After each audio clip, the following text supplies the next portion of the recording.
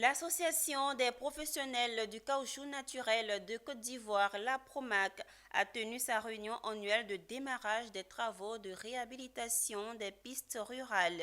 Pour cette année 2024, APROMAC ambitionne de réhabiliter 204 km de pistes villageoises dans plusieurs localités dont Aboissou, Dabou, Toumoudi, Sikensi et Agboville. Objectif, faciliter l'évacuation des fonds de TAS vers les unités de transformation. Le récit de Pierre Tebeu.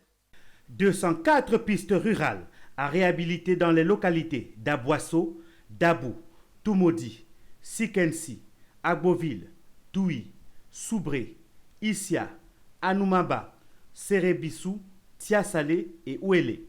C'est l'une des ambitions de l'Association des professionnels du caoutchouc naturel de Côte d'Ivoire pour l'année 2024.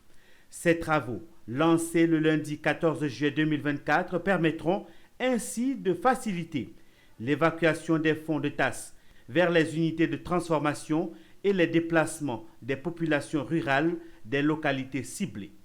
Un projet qui répond ainsi à la vision du conseil d'administration de l'APROMAC. Et pour cette campagne ici, nous devons reprofiler 204 km dans différentes régions de Côte d'Ivoire. Et il était important qu'on rencontre des entreprises qui ont soumissionné et qui ont été retenues donc pour exécuter ce travail dans un délai raisonnable.